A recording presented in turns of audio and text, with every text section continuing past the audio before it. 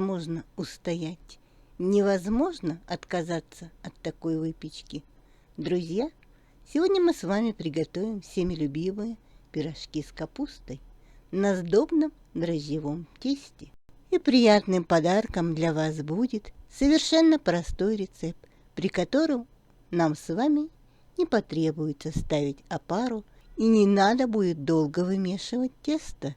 Не надо будет тесто обминать несколько раз при брожении. И также я не заставлю искать вас никакого глютенового окна.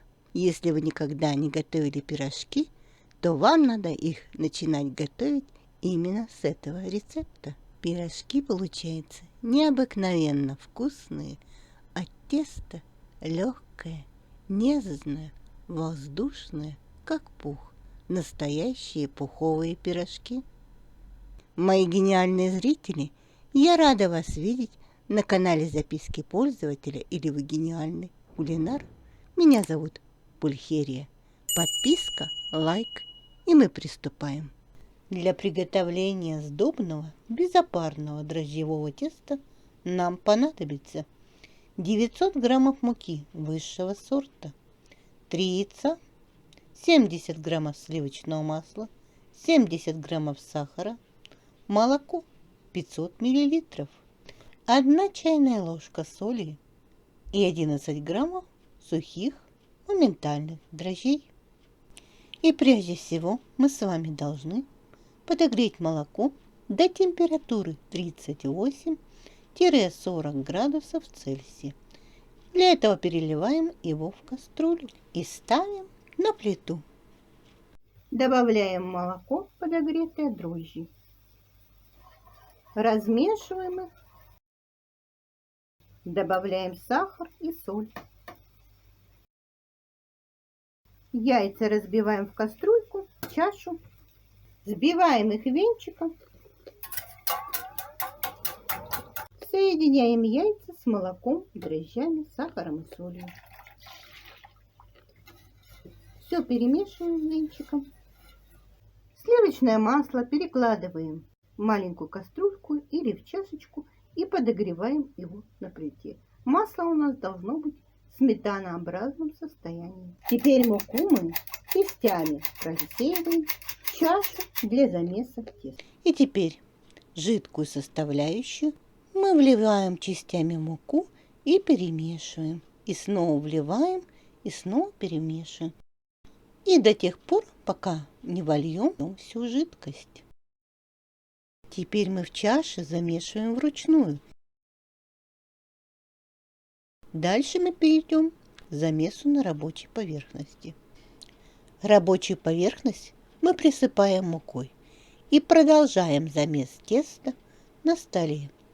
Теперь добавляем в тесто, в серединку теста, понемногу сливочное масло и продолжаем замешивать. Хорошенько промешиваем тесто со всем маслом. Тесто, если у вас оно было липкое, то сейчас перестанет липнуть к рукам. Тесто мы вымесили до однородности с маслом. Оно у нас уже готово, к рукам не липнет. Это показатель. Если липнет к рукам тесто, вымешивайте дальше. Значит, вы недостаточно вымесили тесто. Друзья мои, 900 граммов – это минимальное количество муки, которое понадобится нам на этот вид теста. Его может понадобиться от 900 граммов до 1 килограмма, и это напрямую зависит от качества вашей муки, от ее влажности, от клейковины и также от помола. И теперь в чашу, в которой будет подниматься тесто, просыпаете дно и стенки мукой. Кладете тесто, накрываете полотенцем и ставим тесто в теплое место примерно на полчаса. И сейчас мы с вами будем заниматься начинкой. Как раз когда тесто у нас поднимется, мы с вами и приготовим начинку. Для начинки нам понадобится капуста 1 килограмм, 200 кг, 1 головка луковицы и 3 яйца. Капусту шинкуем соломкой. Сковороду смазываем любимым вашим растительным маслом. Порезанную соломкой капусту мы отправляем на сковороду. и будем ее поджаривать вместе с луком до золотистого цвета. Лук нарезаем достаточно мелко, добавляем лук на сковороду, добавляем соль по вкусу. Периодически капусту мешаем и жарим до золотистого цвета. Капуста у нас уже поджарилась, готова. Она приобрела золотистый цвет. Снимаем ее с плиты. Сваренные вкрутую яйца порежьте соломкой и добавьте в капусту. И фарш наш уже готов. Друзья, прошло полчаса. Тесто у нас поднялось, готово. Рабочую поверхность припыляем мукой. Тесто кладем на рабочую поверхность. Тесто разрезаем на 4 части. Берем одну часть и раскатываем из нее достаточно толстую колбаску. И будем отрезать от нее кусочки примерно по 50 граммов. Теперь берем каждый кусочек теста и раскатываем его в круг примерно 5-7 миллиметров толщиной. Берем начинку, кладем на середину раскатанной лепешечки и защипываем края.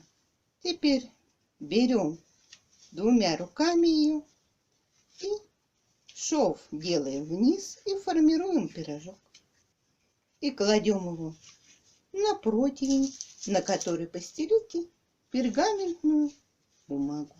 Делаем также следующий пирожок и так далее. Формированные пирожки отправляем на растопку на 20-30 минут. Время растопки индивидуально и зависит прежде всего от температуры окружающей среды и от активности дрожжей. Полчаса прошло, пирожки увеличились в объеме. Теперь разогреваем духовку до 200 градусов Цельсия и ставим пирожки в разогретую духовку примерно на 30 минут. Время выпекания индивидуально и зависит от особенностей вашей духовки. Друзья мои, пироги у нас выпеклись. Теперь можно их снимать с листа и проводить дегустацию, пить чай или кофе. Друзья, встречайте, с пылу с жары, пышные, румяные, ароматные и вкусные пироги с капустой готовы. Друзья мои, вы убедились, что это не такая сложная наука готовить пироги, и вы можете готовить их, и у вас получится еще лучше, чем у меня, потому что вы гениальны. Давайте посмотрим, какие же они внутри. Получились ли наши пироги? Какие они упругие, какие они воздушные. И вы не чувствуете вес их, но они буквально невесомые, воздушные, как пух. Приглашаю вас выпить чаю с этими пирогами. Я думаю, даже если вы на диете, вы не сможете от них отказаться. Настолько они вкусны и ароматны. Приятного аппетита, друзья! Готовьте с удовольствием. Не забывайте, что я вас жду на своем канале, поэтому подписывайтесь и нажимайте на колокольчик, иначе вы пропустите выход нового видеорецепта.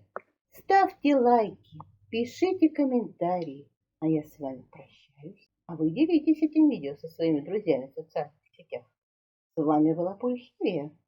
Приходите на мой канал. Мы с вами увидимся. Пока-пока.